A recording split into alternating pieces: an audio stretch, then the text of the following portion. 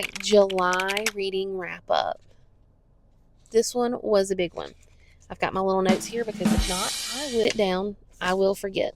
So, 15 books total, but I DNF'd 2. So, I read 13 books this month, which is the most. I think I read 10 in either January to March, something like that. I read 10. So, I've read more, but I did DNF 2. And I DNF'd them pretty early on, less than 100 pages, which that one Tied Up in Knots, I DNF'd pretty quickly. Like, I don't even think I made 15 pages.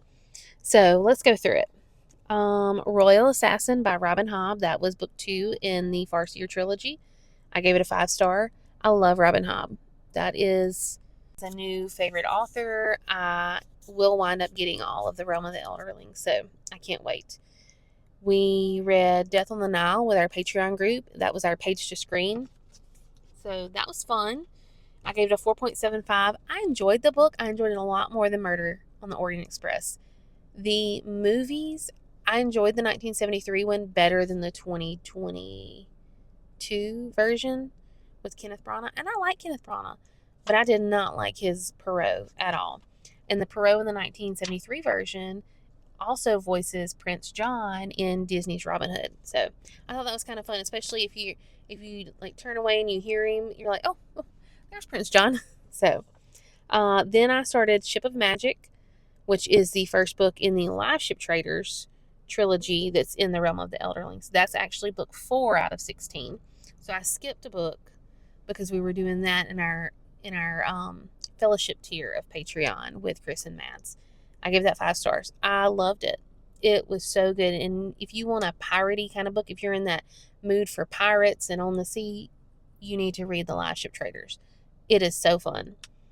Our In Real Life book club read The Women of Chateau Lafayette. Now, I did this as an audiobook, and I gave it a 2-star, but I think it was because I did it as an audiobook and I did not physically read it because there was 3 point of views, and I couldn't connect. I probably will go back at some point and read it. I have it on my Kindle, but it'll be a while. It's a pretty big book. It's like almost 600 pages. So I got a bunch of 600-page books that I've got to read. So we'll wait on that one.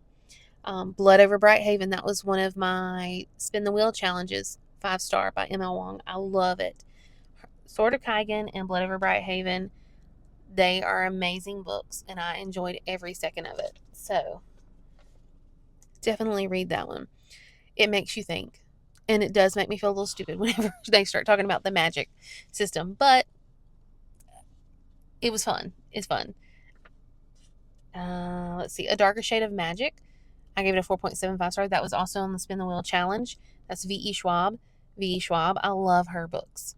And I can't wait to continue that series after I finish my physical TBR challenge and get those last 44 books read.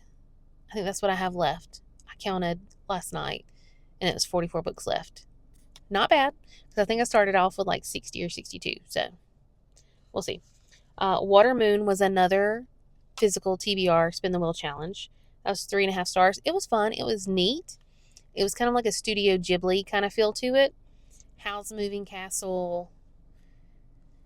It was kind of out there, but I liked it. I probably won't read it again, but I would recommend it, and I may even pass along my beautiful copy. So then I had Masters of Death, which was another physical TBR challenge, and that is Olivie Blake. I really enjoyed that one. I don't know why I waited so long, because I've had the book since it came out, but it's not that I don't gravitate towards hers, but I think I have to feel like I'm in that mindset of understanding, and that one was good. I did not have that I feel stupid moment, but I enjoyed it. 4.5 stars. I recommend it. P.S. You're the Worst. It was an e-reader arc that I got from NetGalley. I gave it a 2.75. It wasn't bad. It wasn't for me. So, and I felt like there was some things that they could have done differently with the main character and even the side characters. I liked one of the side characters, which was like a side character, better than any of the other main characters. So, I don't know. It was okay. It wasn't bad, just wasn't for me. And then Shift, which is the second book in the Silo series by Hugh Howey. Audiobook on that one, 4.75 star. It was not what I expected. I expected the story to continue how Wool started, but they went as a prequel. So going into it, it's not a following to the story. Now, the third book, it gets you back into that timeline of what happened in Wool, and it kind of brings everything to a point. 4.75 star, and I loved it. I think I would like it better reading it, but I needed to have some stuff that I could listen to, and it wasn't super heavy on the sci-fi.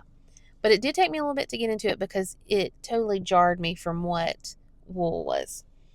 Tied Up in Knots. I DNF that one. That was a hard no. That one was like 15 pages in. I feel like the author wrote it because she needed to finish. She needed to add another book to that series, and it wasn't done as well as she could have. It wasn't done as well as some of the other ones.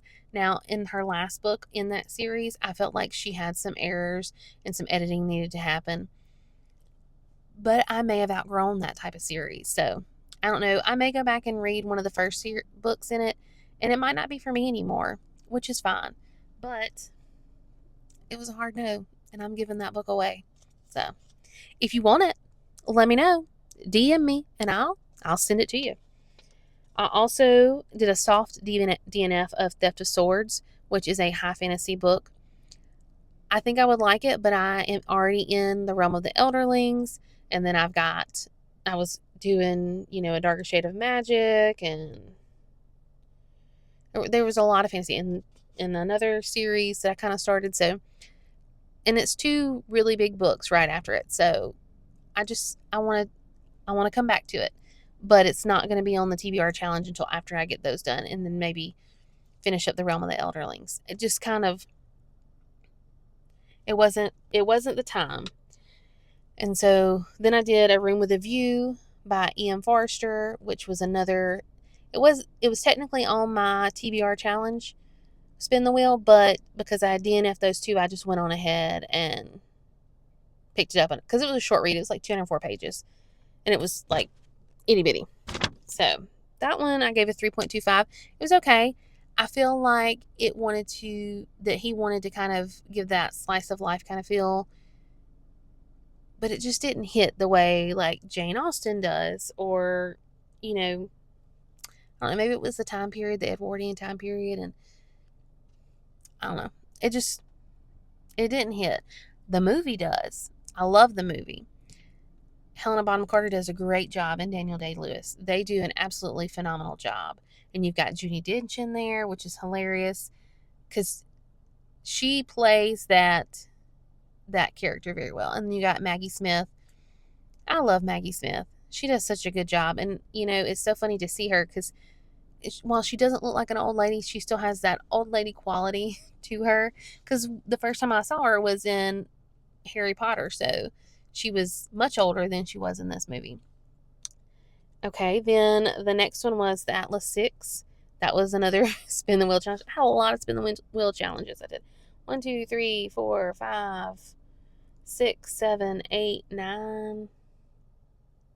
9 in this month. 9 TBR challenge. That's really good. So the Atlas 6, it was the first book in a trilogy. That was Olivie Blake also. I enjoyed it. I do feel like it was hard to get into in the first section, like first 80 pages, because you went through each character's point of view. Now, once you got into the story and you kind of understood them, it helped. So, but I liked it. I enjoyed it. The Undertaking of Heart and Mercy, 4.5 stars. That was another spin the wheel challenge. I loved it.